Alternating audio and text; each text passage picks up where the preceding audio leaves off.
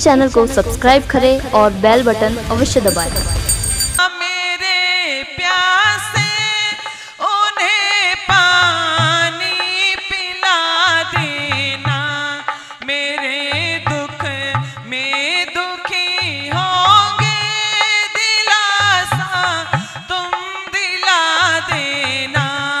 पिता माता मेरे प्यासे उन्हें पानी पिला देना, मेरे दुख में दुखी हो।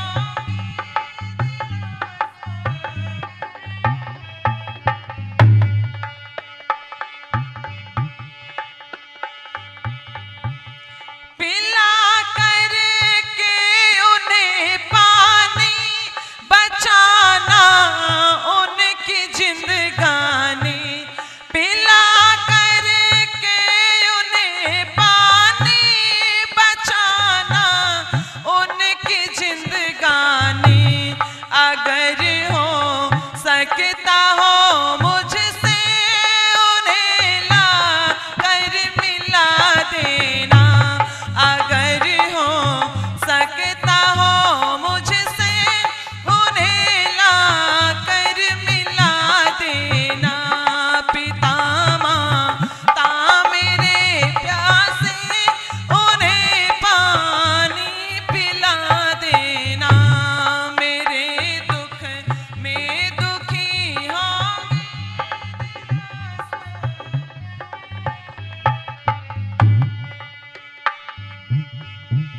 ना ये कहना हुआ घायल है श्रवण मेरे कर से, ना ये कहना हुआ घायल है श्रवण मेरे कर से। पिलाने से तुम पहले पानी नावानी हिला देना। पिता माता मेरे प्यासे उन्हें पानी पिला देना, मेरे दुख में दुखी होंगे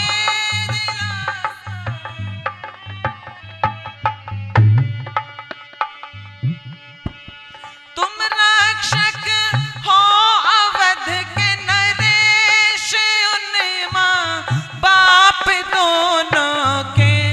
तुम रक्षक हो अवध के नरेश उन माँ बाप दोनों के। मेरी मृत्यु के बदले में उन्हें तुम ये सिला देना। पिता माता मेरे प्यासे उन्हें पानी पिला देना, मेरे दुख में दुखी होंगे दिलासा तुम दिला देना। पिता माता मेरे प्यासे उन्हें पानी पिला देना, मेरे दुख में दुखी होंगे दिलासा तुम दिला देना।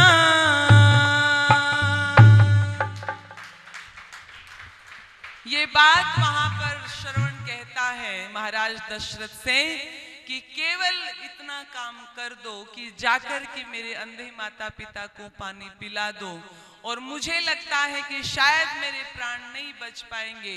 यदि हो सके तो उन्हें जाकर के एक बार और फिर मेरे से आकर के मिला देना।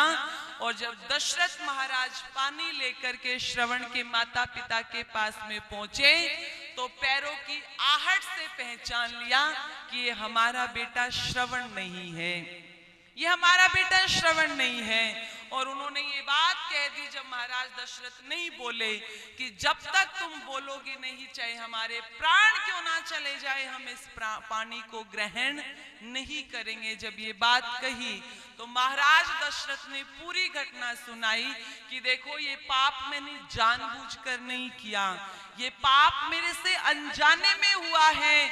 आपके बेटे श्रवण को मेरे हाथों से अनजाने में तीर लग गया है। तो तो वहां पर ये बात सुनकर के उन अंधे माता पिता की आंखों से आंसू निकल पड़े और कह दिया कि तुमने क्या कर दिया। वो श्रवण हमारे बुढ़ापे की लाठी था, हमारा सहारा था, हम कैसे जिएंगे। वहां पर श्रवण के माता पिता ने एक बात कही थी महाराज दशरथ को कि देखो, जैसे आज हम दुख भोग रहे हैं, एक दिन तू भी ऐसे दुख भोगेगा। हम तुम्हें श्राप देते हैं कि जैसे आज हम पुत्र के वियोग में तड़प रहे हैं, एक दिन तू भी अपने पुत्र के वियोग में ऐसे ही तड़पेगा, ऐसे ही तड़पेगा। नरेश दत्त जी ने पंक्तियां लिखी, मेरे पुत्र के प्राणों को लेने वाले ना सुख पाएगा, दुख हमें देने वाले। मेरे पुत्र के प्राणों को लेने वाले ना सुख पाएगा, दुख हमें देने वाले। मेरे पुत्र के प्राणों को लेने वाले।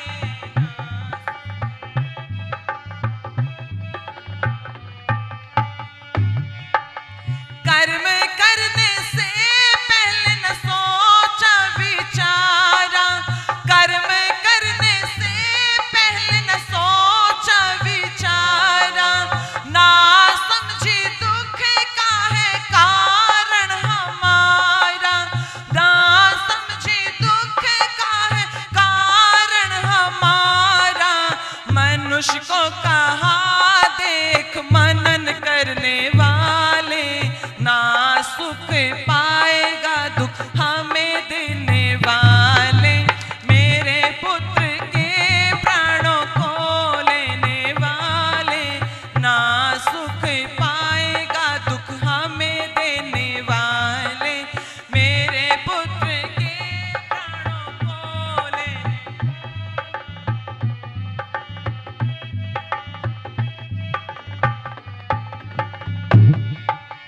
अंधों की लाठी था श्रवण हमारा, अंधों की लाठी था श्रवण हमारा।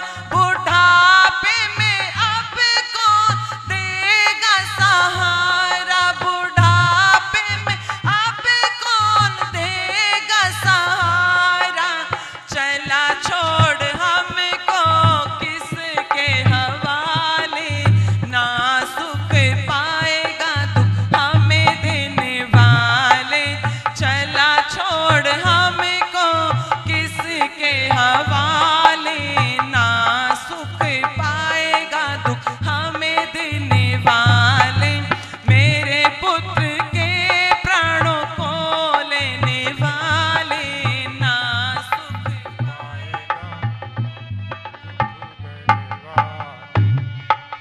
हम हैं दुखी पुत्र के दुख में जैसे, हम हैं दुखी पुत्र के दुख में जैसे।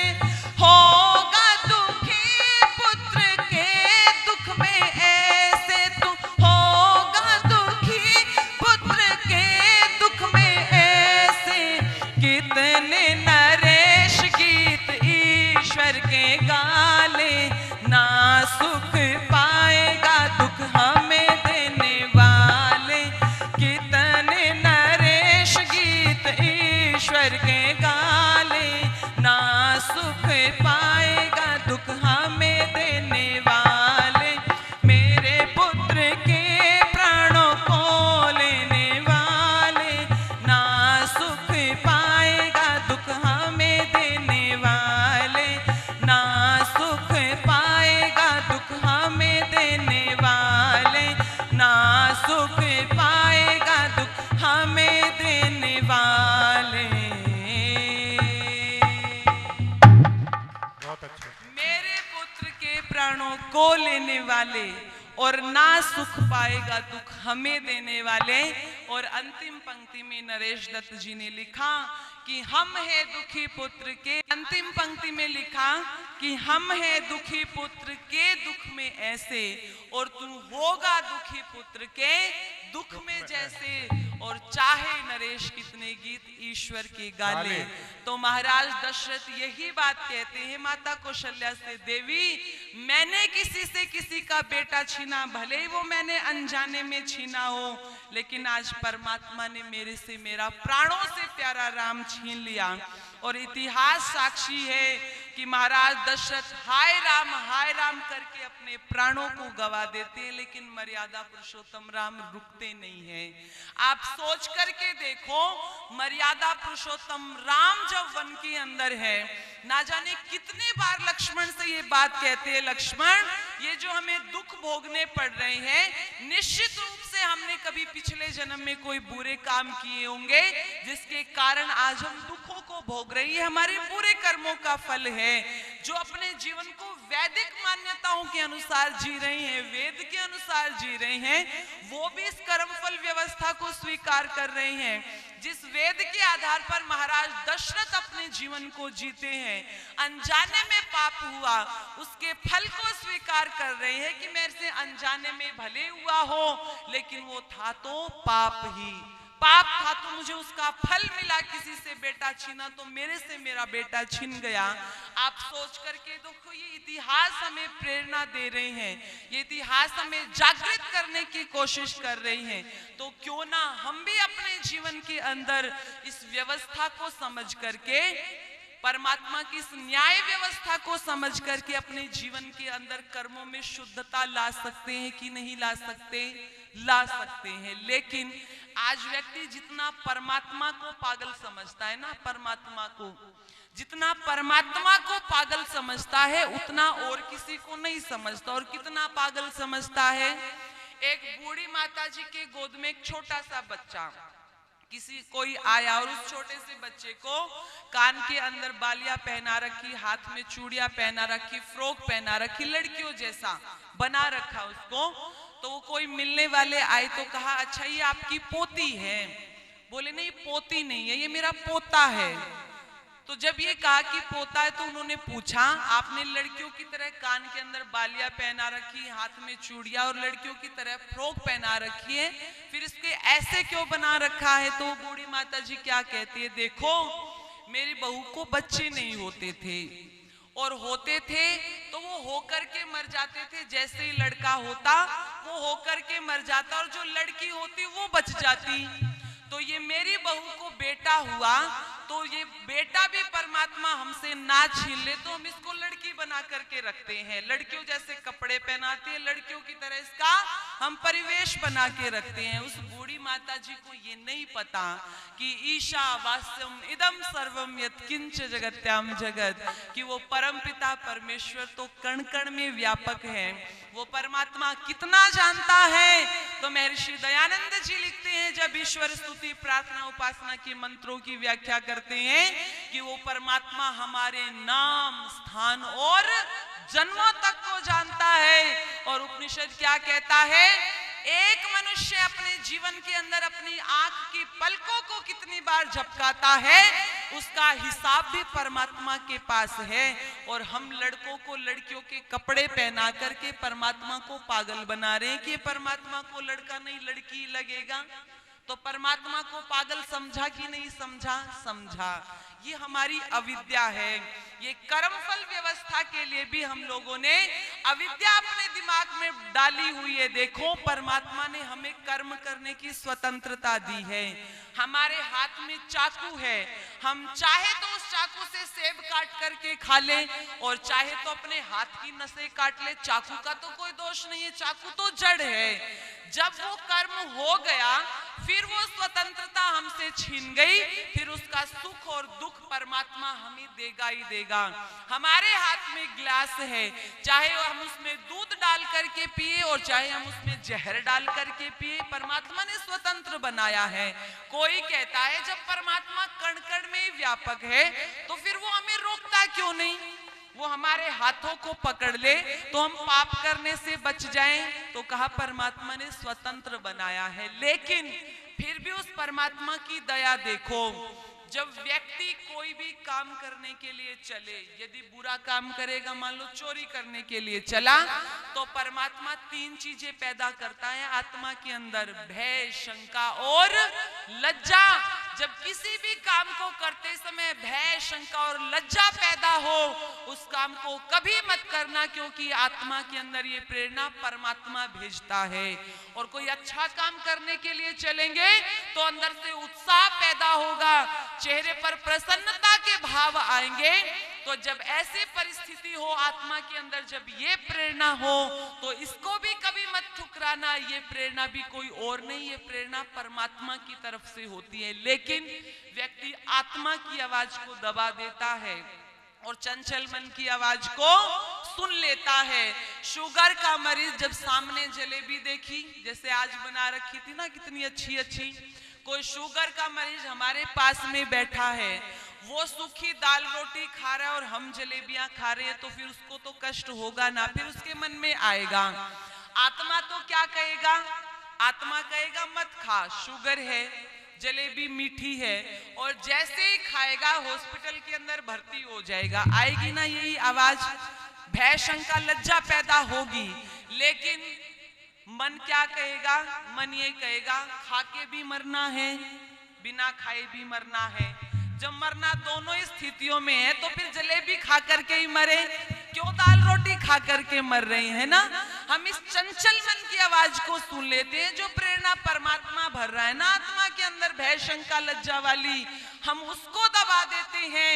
यदि हम परमात्मा की इस प्रेरणा को भी मान लेना, इस प्रेरणा को भी, इसको कहते हैं परमात्मा की मिस कॉल। जैसे कोई मिस कॉल मारता है तो हमारे पास उसका नंबर आ जाता है ना, तो ये भय, शंका, लज्जा जब आती है तो इसको आप परमात्मा की मिस कॉल समझें कि परमात्मा हमें मिस कॉल दे रहा है, ये काम मत करो। और देखो, जो जीवन के अंदर शुभ कर्म करके गए तो आज लोग उनके गुणगान गाते हैं। कभी भी व्यक्ति की पूजा नहीं होती। आप मत सोचना कि मैं बहुत लंबी हूं इसलिए लोग मुझे बुलाते हैं, नहीं, लोग मुझे इसलिए बुलाते हैं कि ऋषिवर दयानंद की विचारधारा को प्रचारित और प्रसारित कर रही हूं, कि मैं लोगों के सामने कुछ विचार रखूं, इसीलिए तो बुलाते हैं ना, इसीलिए बुलाते हैं। आज हम योगीराज कृष्ण की पूजा करते हैं, इसलिए नहीं करते कि वो राजा थे, वो बहुत अच्छे, एक बहुत सुंदर थे, नहीं, उनके कर्मों के कारण उनकी पूजा होती है। मर्यादा पुरुषोत्तम राम की पूजा भी उनके कर्मों के कारण होती है। महर्षि दयानंद की पूजा भी हम उनके रंग रूप को देख करके नहीं करते। कहते ऋषिवर दयानंद 7.25 फुट लंबे थे, और कोई एक बार उनके तेज को देख लेता था तो व्यक्ति चकाचौंध हो जाता था उनके चेहरे के तेज को देख करके। ब्रह्मचर्य की वो ताकत थी। ऋषिवर दयानंद के हम गीत गाते हैं तो उनके गुणगान गाते हैं, तो उनके कर्मों के कारण गाते हैं। आइए